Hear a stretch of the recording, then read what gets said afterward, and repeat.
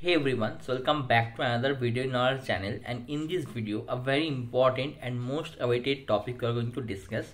So by looking at the thumbnail and title, you have already understood that this video is going to be about the topic how to clear Cognizant SME interview. So first of all, you have to know what is Cognizant SME interview, when does it happen, and then you have to understand how to prepare for it, okay, and how to clear it in one go. First of all, after you got selected in Cognizant as a fresher, there are either two of these things can happen.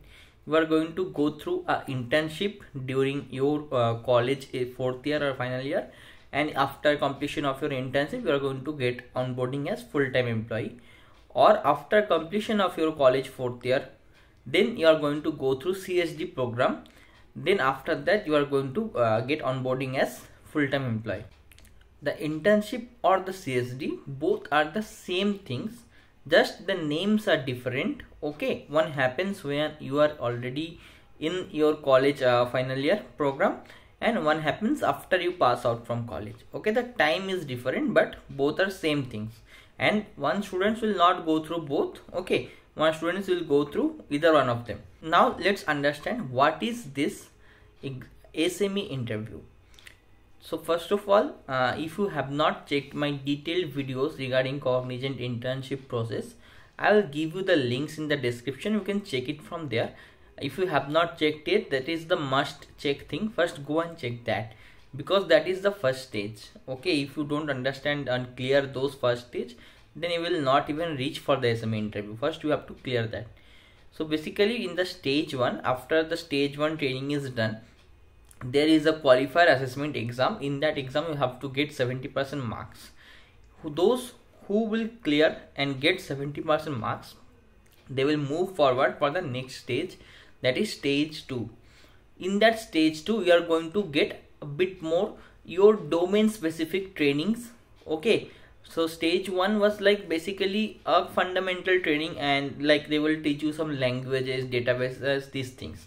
But after that, suppose you are getting SDET, software development engineering and testing, so then in the stage 2 they are going to particularly train you in some testing languages or testing frameworks and all like that. Okay, whatever your domain might be, that will be different for different students. So it will be changed on based on your domain. Whatever domain you will get the domain specific trainings in the stage 2. After getting the training in the domain specific part, there is 2 interviews. First one is interim interview. Okay, you have to score 70% marks there also, and then there is final interview, and you have to score 70% marks there also. So first of all, I have already discussed in another video how these marks are calculated, like different percentage of marks are taken out from projects, interviews, and both separate parts are there. So you can check that video for the reference of marks distribution and all. This is not going to be about that. This is going to be how to clear it. Okay, so if you have watched those, you will know that if you cannot clear the final SME interview, then they will give you one more chance for it, because there is 2 chances for clearing this. Okay, but that will increase or extend your internship program, okay, by at least 2 to 3 weeks. So try to avoid that so that you can get earlier onboardings. So try to clear the SME interview in first chance or first go. Now we are going forward to how to clear it.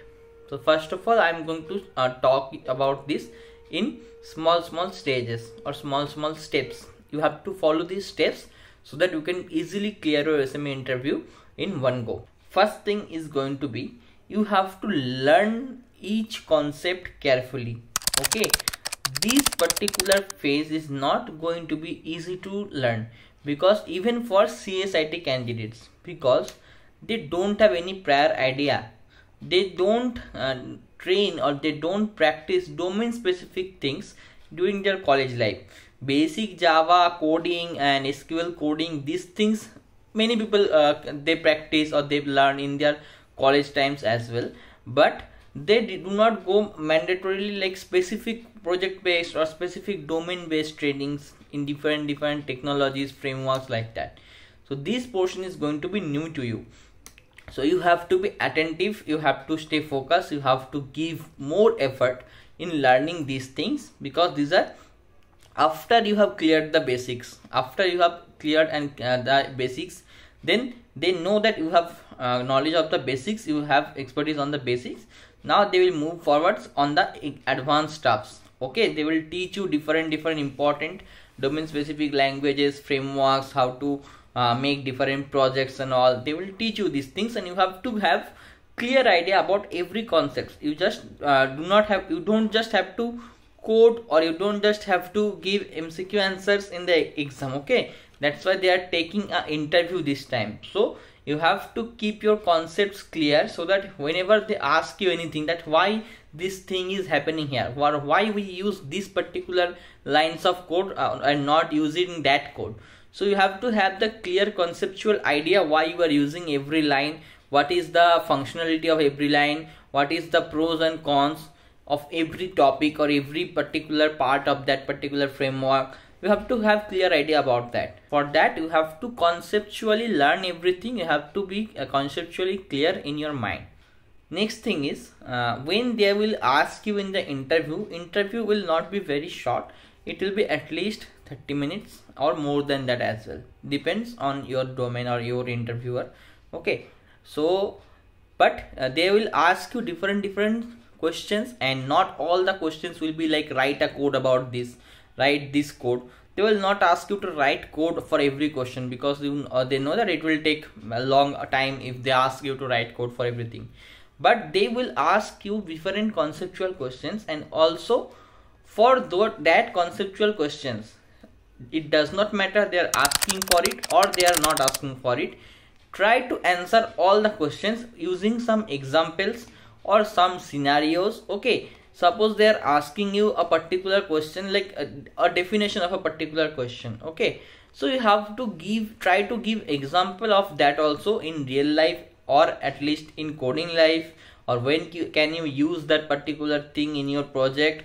If you have used in your project, that's good. If you have not, then you have to make a scenario where you can use that and describe it. You don't have to write it. Okay, until they ask you to write, you don't have to write it. You have to describe it, and you have to describe in such a way that the person who is taking the interview has the idea that this guy have understood all the things conceptually. He or she is very clear in his mind about how to use it, where to use it, when to use it, and why to use it. Okay, only then they will be satisfied so much that they will not push you for the second interview, or they will not ask you to give a retry like that. Next thing is, there is not only going to be an interview, as I have already mentioned in my earlier videos of details of stage 2 qualifiers or stage 2 exams. So there is going to be a project as well. So they will ask you to make a project. Okay, and they will might be based on domain to domain. It might be a solo project, or it might be based on small teams as well, like 3-4 students who are already in the same domain with you. You all might combine and make a project, or they might ask you to give a separate or solo projects as well. So whatever it is, make sure to understand each line of code in your project.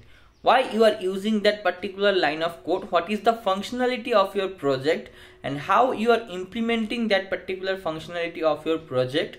Okay, even if your teammate is doing that part, still you have to have knowledge of that, because they will not ask you why you have not done this. They will expect that you have done a course, you have learned all these things, so you should know all these things, how this is working, why he or she have used this particular lines of code to explain or implement this particular functionality. You have to understand, and if you can modify it as well according to you, that will also give you some extra points. But at least you have to have a clear idea about your project, what it is doing, why it is doing, how you are implementing the project's ideas and its functionalities, and why you are implementing it that way.